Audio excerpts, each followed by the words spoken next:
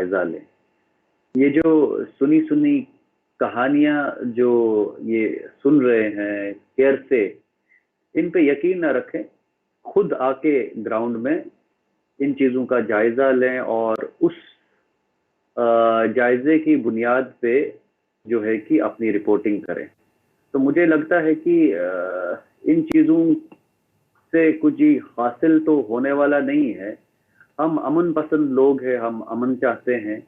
हमने 30 साल मुसीबतें ही मुसीबतें देखी हैं, पीढ़ी दर पीढ़ी हमने तकलीफें देखी उधर, और हम नहीं चाहते हैं कि जिस हालात में हम 30 साल जिए हैं और भी हम उसी लाही अमल को लेके अपनी जिंदगी बसर करें। इन चीजों से हम हट के अपनी जिंदगी गुजारना चाहते हैं। और मेरी फिर से इंटरनेशनल मीडिया से गुजारिश है कि वो मेहरबानी करके कश्मीर आए और हालात का खुद से जायजा लें और उस बुनियाद पे रिपोर्टिंग करें। रिपोर्टिंग तो दुनिया की जो रिपोर्टिंग है वो एक होती है, एक हमारे खित्ते की रिपोर्टिंग होती है, एक हमारे साउथ एशिया का अपने कल्चर है। और उसमें आप देख रहे हैं कि एक मीडिया वॉर लॉन्च कर दी गई है, वेज कर दी गई है उस खित्ते में। किसी हद तक दोनों तरफ से भी हम कह सकते हैं, लेकिन एक एक एक हिस्से से ज़्यादा आप पे अटैक हो रहा है। बताया जा रहा है कि वहाँ पे तो बहुत ख़तरनाक सूरत हाल है, दहशतगर्दी चल रही है, आतंकवाद फैल रहा है। और दूसरी तरफ हम देखते हैं कि नाइकू जैसे दहशतगर्दों को, आतंकवादों को उनके अंजाम तक पहुँचाया जा रहा है।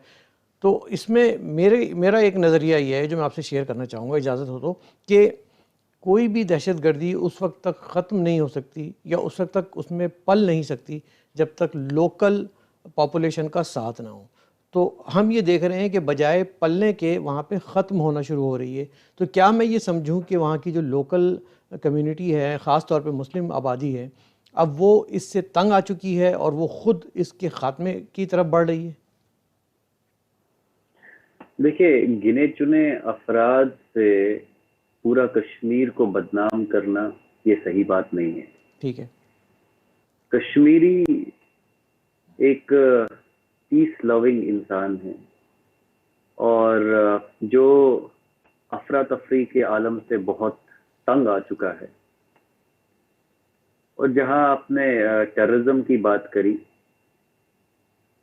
सिक्योरिटी फोर्सेस अपना काम कर रही हैं। देखो, ये बंदूक और बंदूक की लड़ाई है, और जिनको कोई भी लड़ाई बंदूक से लड़नी है तो उनका जो मुकाबला है वहां की जो सिक्योरिटी फोर्सेस है कर रही हैं और बखूबी अपने ऑपरेशन जो है कि अंजाम दे रही हैं। हमारी लड़ाई जो है कि हमारी लड़ाई सोच की लड़ाई है, हमारी लड़ाई कलम की लड़ाई है। और उस कलम की लड़ाई में मैं समझता हूं कि उसमें गन का कोई रोल नहीं है।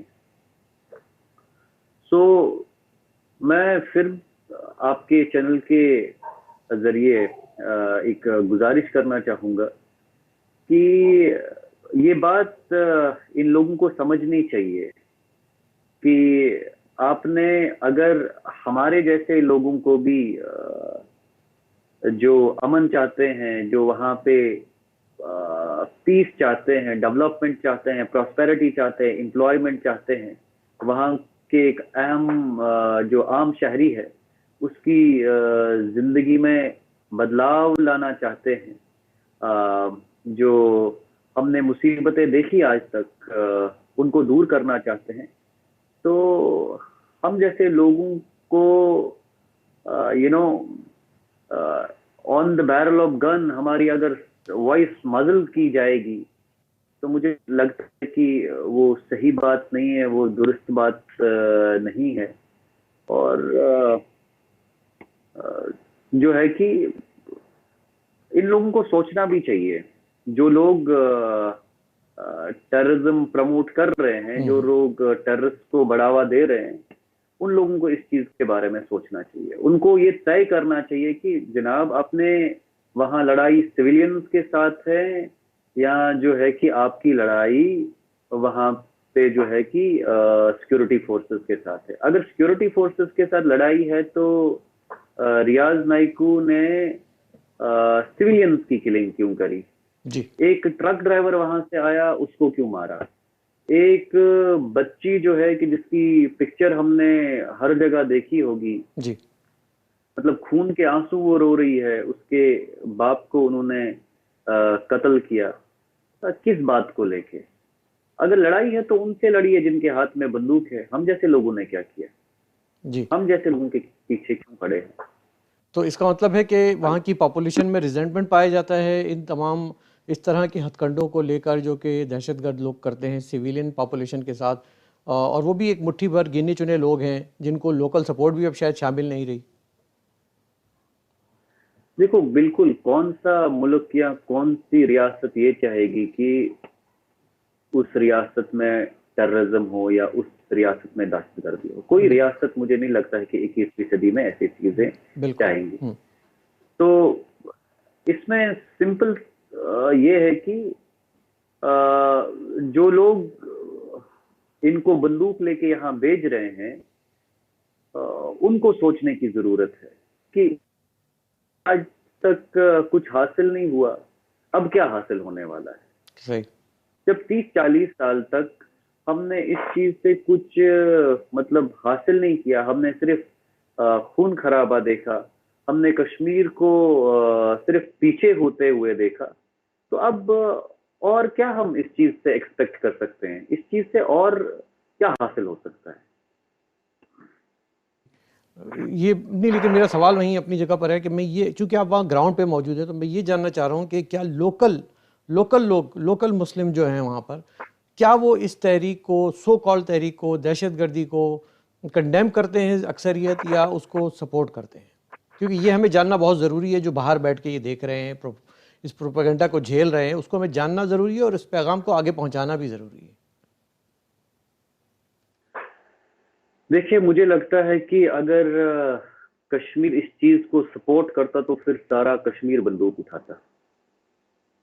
आपने देखा कि कितने ही लोग, गिने चुने लोग बंदूक उठाते हैं, जी और जो लोग बंदूक उठाते हैं, मुझे लगता है कि बंदूक एक पढ़ा लिखा इंसान, एक जिसमें शऊर हो, जी जिसमें सच में लड़ने की ताकत हो, वो बिल्कुल बंदूक के जोर से कभी नहीं लड़ेगा, वो कलम के जोर से लड़ेगा। वो बिल्कुल। अपने कलम हाथ में लेके अपनी सोच की लड़ाई, जो भी उसको हासिल करना होगा, वो उससे हासिल करेगा, न कि बंदूक से कुछ हासिल होगा।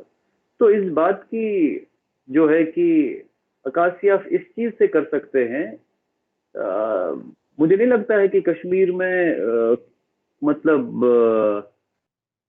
गिने चुने लोगों ने हथियार उठाए हैं। हम्म। तो बाकी कश्मीरी तो मतलब एक रोजमर्रा की जिंदगी, एक आम शहरी की तरह जिंदगी गुजारना चाहता है, एक नॉर्मल लाइफ गुजारना चाहता है। जी वो जी अपने ख्वाब पूरे करना चाहता है, वो अपनी पढ़ाई हासिल करना चाहता है, वो अपना रोजगार कमाना चाहता है, अपने बच्चों को एक अच्छा मुस्तकबिल देना चाहता है, न कि अपने बच्चों के हाथ में बंदूक देना चाहता है। जी। तो इसका इसका मतलब ये हुआ कि एब्रोगेशन के बाद लॉकडाउन रहा कुछ अरसे, इंटरनेट बंद रहा, एक तरह का कर्फ्यू का सा समा रहा, वो धीरे धीरे करके सारी चीज़ें, रुकावटें ख़त्म हो गई, उठा ली गई, और अब ज़िंदगी नॉर्मल हो गई है, मामूल की जानिब आ गई है। इत्तेफाक ऐसा हुआ कि इस दौरान में पेंडेमिक ने आ घेरा हम सबको, और एक मरतबा पूरी दुनिया ही अब उस लॉकडाउन में चली गई है। तो उस लॉकडाउन को वैली में कैसा देखा जा रहा है, और उस सिलसिले में आप लोगों की क्या एफर्ट्स हैं? देखो, पेंडेमिक को लेके पार्टी है, हमने अभी तक 600 गांव कवर किए हैं। हमारे हर डिस्ट्रिक्ट में कश्मीर के अंदर 20-20 वॉलंटियर्स काम कर रहे हैं। जो अंडर प्रिविलेज्ड लोग हैं, जिनको राशन की ज़रूरत है, जिनको लाइफ सेविंग ड्रग्स की ज़रूरत है, जिनको बहुत सारी अखराजात होती हैं, मतलब एक रोज़मर्रा की ज़िंदगी में जिसको जिस चीज़ की ज़रूरत है, हम हमेशा यही कोशिश कर रहे हैं पिछले 2 महीने से कि उन तक हम पहुंच पाए और उनकी नीड्स जो है हम पूरी कर पाए। और मुझे लगता है कि अभी तक हमने 6,000 से ज्यादा फैमिलीज को कैटर किया होगा 600 गाँव में। ठीक है, ठीक है। तो वहाँ पे रेशियो क्या है इन्फेक्शन का और उसके उससे जो फैटेलिटीज़ हो रही हैं as compare to the other states in India और दीगर मुल्कों में? वहाँ पे क्या ज़्यादा इन्फेक्टेड हुए हैं लोग? बहुत कम है। बहुत कम हो गए? नहीं नहीं, बहुत बहुत कम है। We are able to contain the Covid.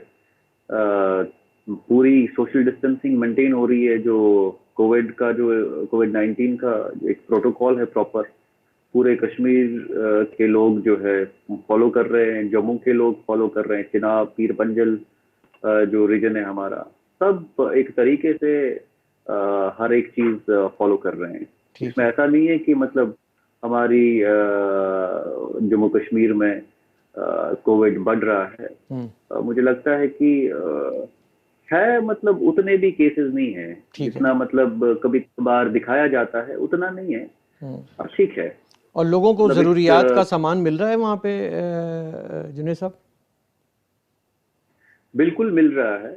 लोगों को हर एक चीज दस्तयाब हो रही है। गवर्नमेंट बहुत बढ़िया से बढ़िया एफर्ट्स लगा रही हैं। और आप देख रहे हैं जितने भी हमारे जम्मू कश्मीर के बच्चे बाकी रियासतों में थे या बाकी मुल्कों में थे, उनको वापस लाया जा रहा है। ट्रेन का इस्तेमाल करके वापस लाया जा रहा है। एसआरटीसी की बसेस भेजी जा रही हैं। हवाई जहाज के जरिए लोगों को वापस लेके आ रहे हैं। रिपैट्रिएट किया इसी जा रहा है। तरीके से हाँ बिल्कुल बिल्कुल, मतलब ऐसा नहीं है कि मतलब हम अपने बच्चों को किसी स्टेट में यूं ही छोड़ रहे हैं। उसमें हमारी भी पहल है। हम भी उसमें जो है कि पूरे जितने भी हमारे कश्मीरी बच्चे जो बाकी देश के हिस्सों में पढ़ रहे हैं, हम उनके साथ मुसलसल तौर पे टच में हैं और कोशिश यही कर रहे हैं कि मतलब हर दिन कि हमारे